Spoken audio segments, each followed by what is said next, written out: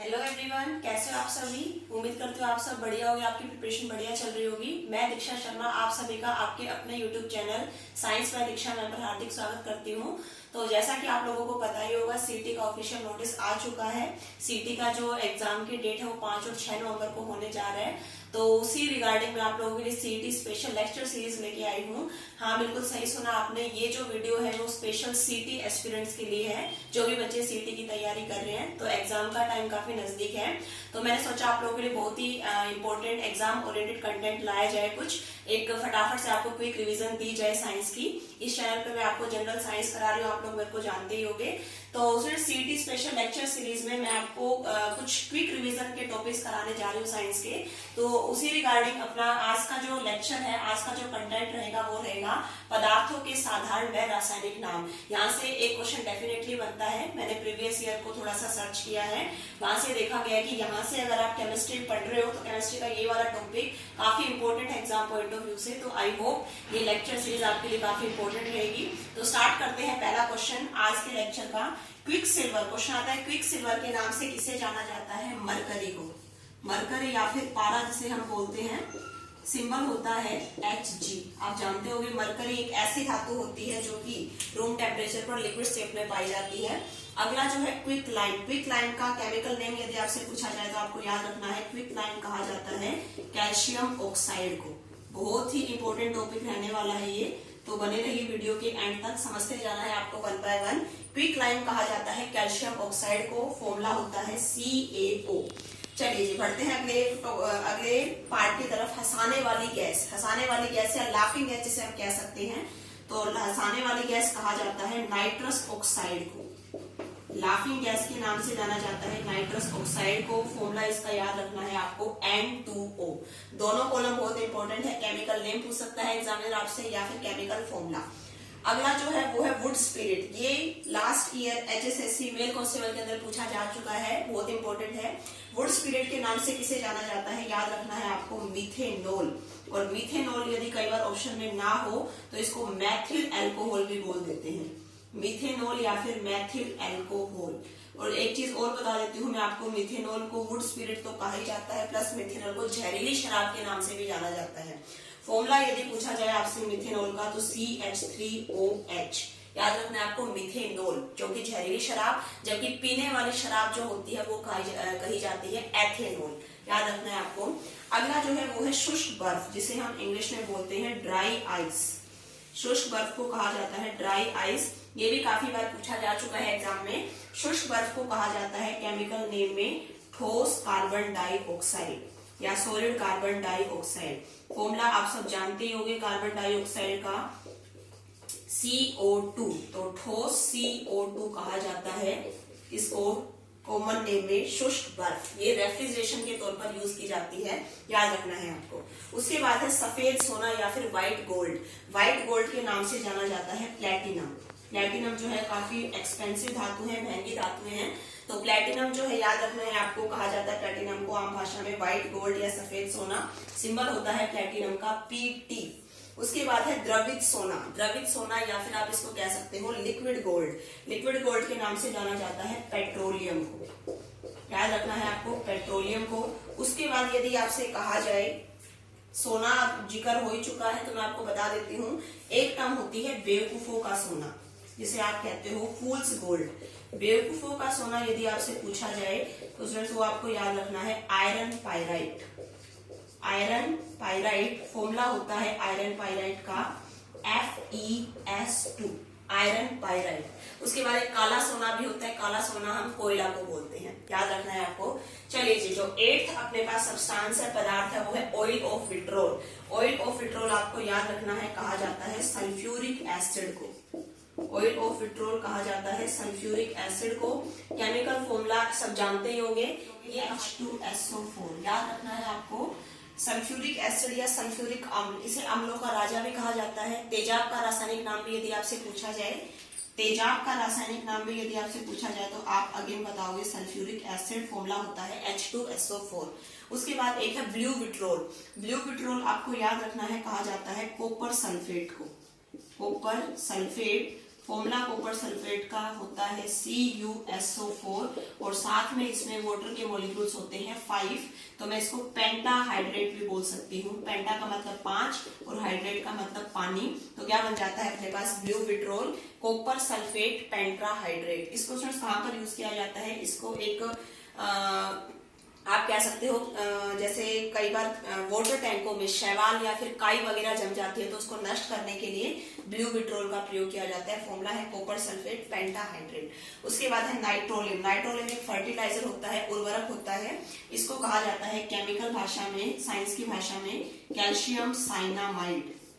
Cyanamide कह दो या फिर आप साइनाइड कह दो, कैल्शियम साइनाइड। फॉर्मूला होता है CaCN2 कैल्शियम साइनाइड। उसके बाद है मिक गैस। मिक जैसे आप लोग जानते होंगे भोपाल गैस जो ट्रेजेडी हुई थी, भोपाल गैस त्रासदी हुई थी, उस गैस में लीकेज के कारण काफी सारे लेबर्स की मृत्यु हो गई थी। तो भोपाल गैस त्रासदी के लिए उत्तरदायी था कौन सा रसायन, मिक। कहा जाता है इसको केमिकल नेम में मिथाइल आइसोसाइनाइड। मिथाइल आइसोसाइनाइड याद रखना है आपको। और फॉर्मूला यदि कहा जाए CH3NC आ चुका है कई बार, मिक मिथाइल आइसोसाइनाइड पूरा नाम है इसका। नेक्स्ट सब्सटेंस है पेंसिल लेड। लेड पेंसिल जैसे हम बोलते भी हैं आम भाषा में, तो इसको कहा जाता है ग्रेफाइट। ग्रेफाइट आप सब जानते होंगे ये कार्बन का अपरूप होता है। कार्बन के 2 एलोट्रोप्स होते हैं, एक डायमंड होता है एक ग्रेफाइट होता है। हीरा और ग्रेफाइट कार्बन के 2 अपरूप हैं, जिसमें हीरा विद्युत का कुचालक होता है, ग्रेफाइट विद्युत का सुचालक होता है। तो याद रखना है ग्रेफाइट को आम भाषा में पेंसिल लेड भी कहा जाता है। अच्छा, ग्रेफाइट को एक चीज और मैं आपको बता देती हूँ, ग्रेफाइट को काला सीसा के नाम से जाना जाता है। काला सीसा पेपर में आ चुका है, काला सीसा के नाम से किसे जाना जाता है तो ग्रेफाइट को। उसके बाद है मार्बल। मार्बल या फिर जिसे हम संगमरमर बोलते हैं, संगमरमर या मार्बल। तो फ्रेंड्स ये याद रखना है आपको, संगमरमर या फिर मार्बल का केमिकल भाषा में क्या नाम होता है, ये कहा जाता है कैल्शियम कार्बोनेट को। मार्बल या संगमरमर को हम केमिकल नेम इसका क्या याद रखना है हमें, रासायनिक नाम कैल्शियम कार्बोनेट। कई बार आ चुका है, फॉर्मूला होता है CaCO3 कैल्शियम कार्बोनेट। उसके बाद शोरा या फिर इसको नाइट्रो भी बोलते हैं, ये कहा जाता है केमिकल भाषा में potassium nitrate. Potassium nitrate formula होता है इसका KNO3। मैंने आपको फॉर्मूले भी बनाने सिखाए थे साइंस बाय दीक्षा में, यूट्यूब चैनल पर प्लेलिस्ट बनी हुई है केमिस्ट्री की, वहां पे मैंने आपको केमिकल फॉर्मूले बनाने सिखाए थे, वो आप विजिट कर सकते हैं वीडियो यदि आपको ये फॉर्मूले बनाने सीखने हैं तो बढ़ते हैं अगले। यहाँ तक आपको आई होप समझ आ गया होगा। बढ़ते हैं अगले केमिकल सब्सटेंस की तरफ। नेक्स्ट सब्सटेंस है साधारण नमक। ये आप सब लोग जानते ही होंगे, साधारण नमक या फिर जिसे हम कॉमन सोल्ट बोलते हैं, उसका रासायनिक नाम होता है सोडियम क्लोराइड। सोडियम क्लोराइड खाने का जो नमक है, फॉर्मूला होता है इसका NaCl। उसके बाद है कास्टिक सोडा। कास्टिक सोडा जो साबुन वगैरह में यूज किया जाता है, इसको हम कहते हैं केमिकल भाषा में सोडियम हाइड्रोक्साइड। सोडियम हाइड्रोक्साइड कहा जाता है और फॉर्मूला होता है NaOH। उसके बाद है खाने का सोडा या बेकिंग सोडा। ये बहुत बहुत इंपॉर्टेंट है, खाने का सोडा, धावन सोडा। आपने कई बार देखे होंगे केमिस्ट्री के इस टाइप के क्वेश्चन, तो आपको याद रखना है खाने का सोडा या बेकिंग सोडा कहा जाता है सोडियम बाइकार्बोनेट को। बहुत बहुत इंपॉर्टेंट, ये कहा जाता है सोडियम बाइकार्बोनेट को। फॉर्मूला क्या होता है याद रखना है आपको, NaHCO3। Baking soda sodium bicarbonate NaHCO3। Next chemical substance है धावन सोडा या फिर इसे आप ओशन सोडा बोलते हो। इसका भी कई बार पूछा गया एग्जाम में, क्या नाम है याद रखना है आपको, सोडियम कार्बोनेट डेकाहाइड्रेट। तो वैसे तो सोडियम कार्बोनेट याद रख सकते हो, बट प्रॉपर नाम है सोडियम कार्बोनेट डेकाहाइड्रेट। फॉर्मूला क्या होता है Na2CO3। डेका का मतलब होता है 10 और हाइड्रेट मतलब पानी। तो पानी के कितने मॉलिक्यूल्स होंगे, वाटर मॉलिक्यूल्स कितने होंगे, 10 होंगे। जैसे पेपर में पूछा भी गया कि डिटर्जेंट के एक अणु में पानी के कितने अणु होते हैं, तो याद रखना है आपको 10। उसके बाद है बिना भुजा हुआ चूना। बिना भुजा हुआ चूना को याद रखना है आपको क्विक लाइम भी बोलते हैं हम, जैसा कि हमने स्टार्टिंग में किया ही था। क्विक लाइम या बिना भुजा हुआ चूना ये कहलाता है कैल्शियम ऑक्साइड। कैल्शियम ऑक्साइड को कहा जाता है बिना भुजा हुआ चूना या क्विक लाइम, और इसको हम फॉर्मूले से रिप्रेजेंट करेंगे CaO। उसके बाद होता है भुजा हुआ चूना। भुजा हुआ चूना को याद रखना है आपको, स्लेट लाइम बोला जाता है। भुजा हुआ चूना या स्लेट लाइम बोला जाता है इसको, और इसका आपको नाम याद रखना है कैल्शियम हाइड्रोक्साइड।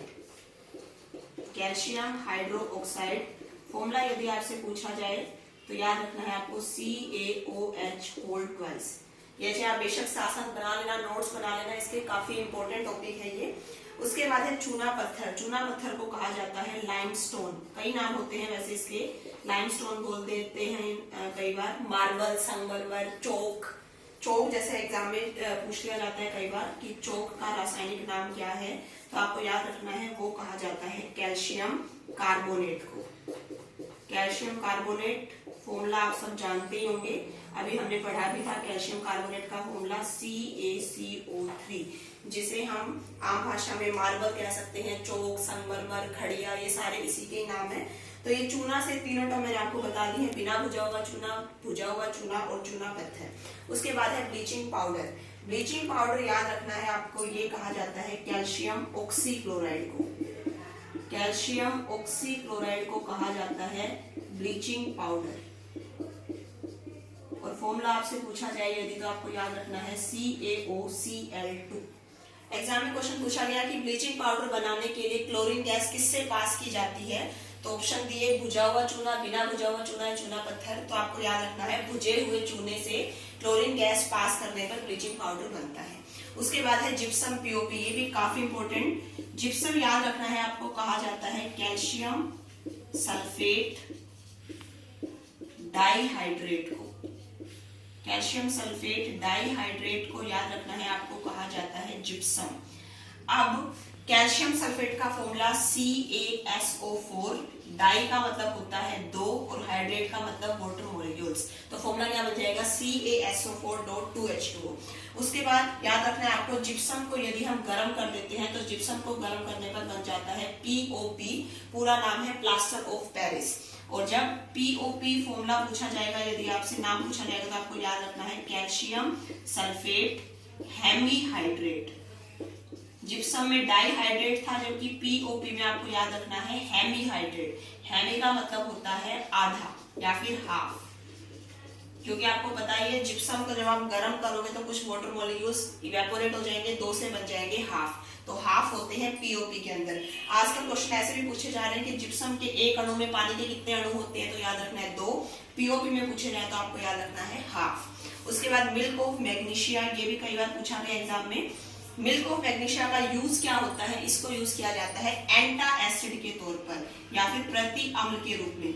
जैसे आपने देखा होगा कई बार एसिडिटी हो जाती है पेट में, उस एसिडिटी को कम करने के लिए या एसिडिटी को खत्म करने के लिए किसका प्रयोग किया जाता है, मिल्क ऑफ मैग्नीशिया का। और मिल्क ऑफ मैग्नीशिया का यदि आपसे केमिकल नेम पूछा जाए तो वो आपको बताना है मैग्नीशियम हाइड्रोक्साइड। बहुत इंपॉर्टेंट ये भी, मिल्क ऑफ मैग्नीशिया कहा जाता है मैग्नीशियम हाइड्रोक्साइड को। फॉर्मूला क्या होता है पूछा जाए यदि आपसे तो आप बताओगे MgOH होल ट्वाइस। उसके बाद फिटकरी, फिटकरी जो है ये कहा जाता है पोटाश एलम को। फिटकरी आप जानते होंगे, जैसे कट या कट लग जाता है जो शेविंग के दौरान, तो उसको रोकने के लिए, खून के बहाव को रोकने के लिए फिटकरी यूज की जाती है। पानी को साफ करने में भी फिटकरी यूज होती है।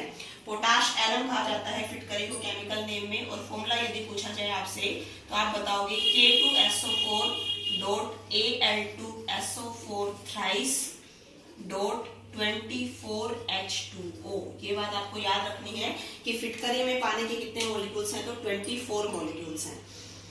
उसके बाद आपको याद रखना है मार्श गैस, ये भी एग्जाम में कई बार पूछा गया। मार्श गैस आप सब जानते होंगे, कहा जाता है मीथेन को।